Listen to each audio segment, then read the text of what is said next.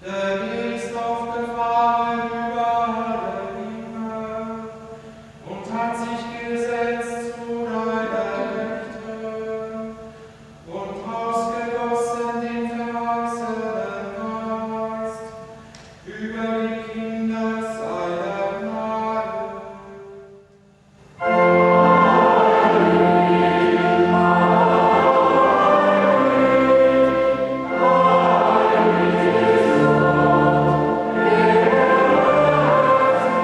Gelobt seist du, Herr des Himmels und der Erde, dass du dich über deine Geschöpfe erbarmt und deinen Eingeborenen, die für euch gegeben wird, solches tut, zu meinem Gerecht ist.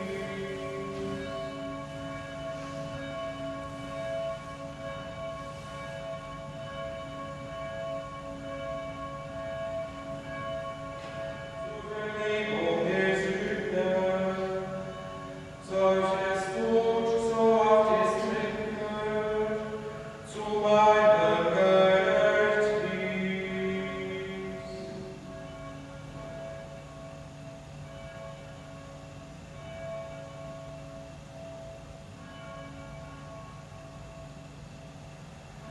Geheimnis des Glaubens.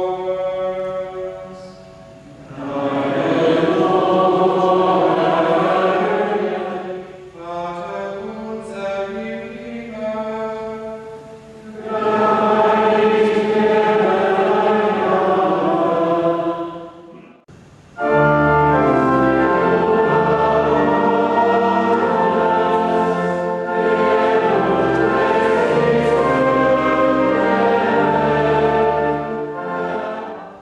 kommt, alles ist bereitet, schmeckt, seht, wie freundlich der Herr ist. Nehmt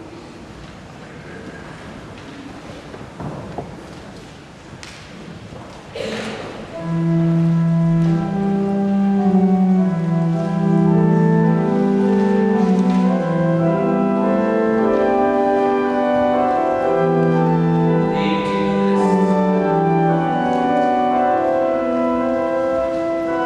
der Nachteil des Herrn Jesus Christus für euch und das ist dieses Lamm Jesus unseres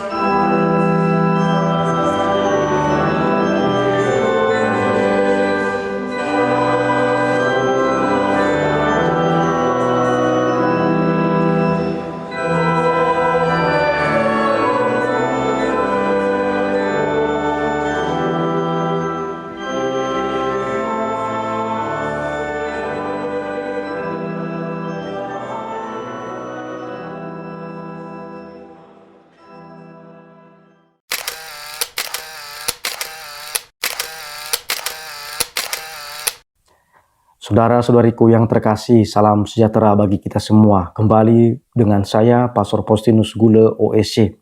Pada kesempatan ini saya membahas satu dokumen motu proprio dari Paus kita, Paus Fransiskus, Traditionis Custodes, yang dikeluarkan pada tanggal 16 Juli 2021 yang lalu.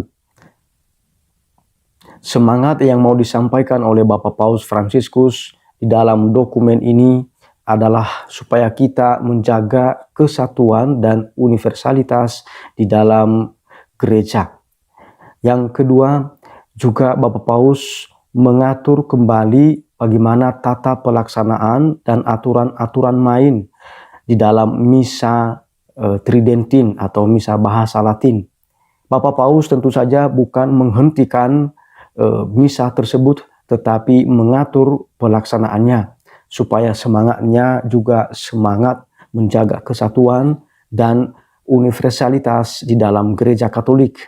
Dengan demikian, dokumen ini sangat baik di dalam disiplin gereja dan sekaligus aturan liturgis yang berlaku di dalam gereja Katolik. Maka, saudara-saudariku yang terkasih, marilah kita ikuti isi utuh dari dokumen Traditionis Custodes tersebut.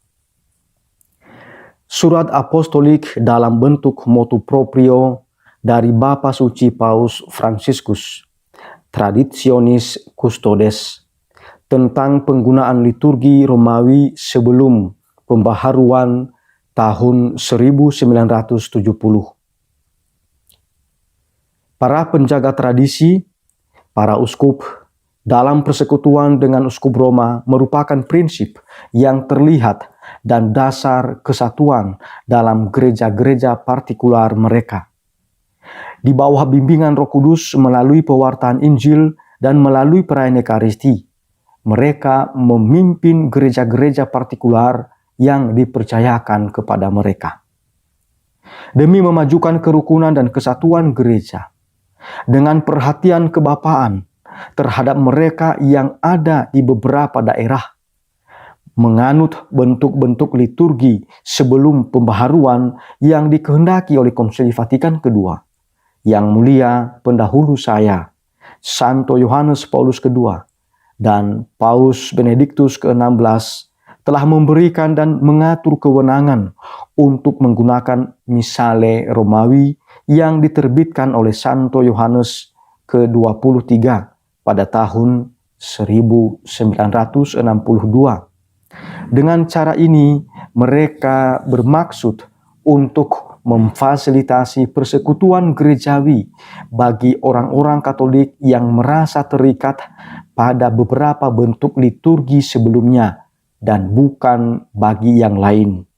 Sejalan dengan prakarsa pendahulu saya, Paus Benediktus ke-16, untuk mengundang para uskup guna memverifikasi penerapan motu proprio Summorum Pontificum.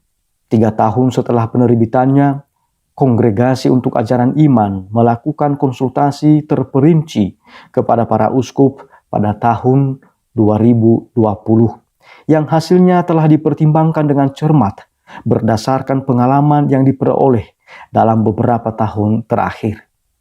Sekarang, setelah mempertimbangkan harapan-harapan yang diungkapkan oleh para uskup dan setelah mendengarkan pendapat Kongregasi untuk Ajaran Iman, saya menghendaki dengan surat apostolik ini untuk melanjutkan pencarian terus-menerus demi persekutuan gerejawi. Oleh karena itu, saya menganggap tepat untuk menetapkan hal-hal berikut. Artikel pertama. Buku-buku liturgi yang dipromulgasikan oleh Paus Paulus ke-6 dan Paus Yohanes Paulus II sesudah dengan dekrit Konsili Vatikan II adalah ungkapan khas lex orandi dari ritus Romawi. Artikel kedua.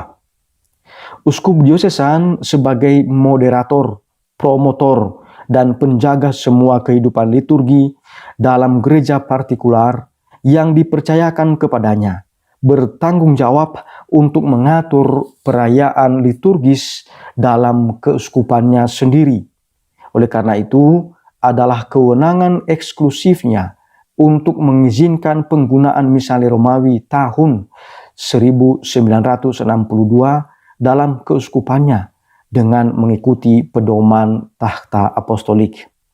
Ini berkaitan dengan pelaksanaan Misa Tridentin di dalam suatu keuskupan. Maka yang mengatur dan yang punya otoritas untuk mengizinkan adalah Bapak Uskup. Artikel ketiga. Uskup di keuskupan-keuskupan yang sampai sekarang memiliki satu atau lebih kelompok yang merayakan liturgi menurut Missale sebelum reformasi tahun 1970. Paragraf pertama. Memastikan bahwa kelompok-kelompok tersebut tidak menyangkal validitas dan legitimasi pembaruan liturgis sesuai perintah Konsili Vatikan II dan magisterium atau ajaran resmi dari Bapak Paus sebagai pemegang kuasa tertinggi. Paragraf kedua. Menentukan satu atau lebih tempat di mana umat beriman dari kelompok-kelompok ini dapat berkumpul untuk perayaan Ekaristi, tetapi tidak di gereja-gereja paroki dan tanpa mendirikan paroki personal yang baru. Jadi jelas sekali di sini di dalam paragraf kedua ini dari artikel ketiga bahwa misa Tridentin itu atau misa menurut misalnya Romawi sebelum reformasi 1970 boleh dilakukan asalkan mengikuti aturan keuskupan tertentu dan juga tahta apostolik. Paragraf ketiga, menetapkan hari-hari di tempat-tempat yang telah ditentukan di mana perayaan Ekaristi diizinkan dengan menggunakan misale Romawi yang dipromulgasikan oleh Santo Yohanes ke-23 pada tahun 1962. Dalam perayaan-perayaan ini, bacaan-bacaan diwartakan dalam bahasa daerah dengan menggunakan terjemahan kitab suci yang disetujui untuk penggunaan liturgi oleh masing-masing konferensi para uskup. Paragraf keempat, mengangkat seorang imam sebagai utusan uskup untuk dipercayakan bertanggung jawab atas perayaan-perayaan ini dan pelayanan pastoral kelompok-kelompok umat beriman tersebut. Imam tersebut kompeten untuk jabatan ini, terampil untuk menggunakan misale Romanum sebelum reformasi 1970, memiliki pengetahuan bahasa Latin yang cukup untuk memahami sepenuhnya rubrik dan teks liturgis, dijiwai oleh kemurahan hati pastoral yang hidup dan rasa persekutuan gerejawi. Imam ini harus memiliki hati tidak hanya pada perayaan liturgi yang benar, tetapi juga pelayanan pastoral dan rohani umat beriman. Paragraf kelima, dalam paroki-paroki personal yang didirikan secara kanonik untuk kepentingan umat beriman ini, hendaknya ia melakukan penilaian yang tepat apakah efektif untuk pertumbuhan rohani mereka dan untuk menentukan apakah akan mempertahankannya atau tidak. Paragraf ke-6. Hendaknya berhati-hati untuk tidak mengesahkan pembentukan kelompok baru. Artikel keempat.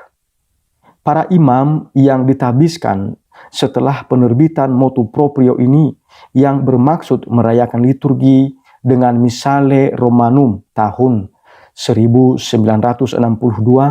harus mengajukan permintaan resmi kepada uskup diosesan yang akan berkonsultasi dengan tahta apostolik sebelum memberikan kewenangan tersebut. Jadi para imam yang merayakan misa bahasa Latin ini atau misa Tridentin ini juga harus memiliki izin dari Bapak Uskup Diosesan, dan tentu saja Bapak Uskup Diosesan itu nanti akan berkonsultasi dengan tahta apostolik. Artikel kelima, para imam yang telah merayakan liturgi menurut misale Romanum tahun 1962 akan meminta izin kepada uskup diosesan untuk melanjutkan penggunaan fakultas ini. Jadi kalau dulu pernah menerima fakultas itu atau izin itu, maka sejak dokumen ini dikeluarkan, mereka, para imam, wajib meminta kembali. Apakah nanti diperpanjang oleh Bapak Uskup atau dialihkan kepada orang lain, itu tergantung penilaian dan otoritas Bapak Uskup.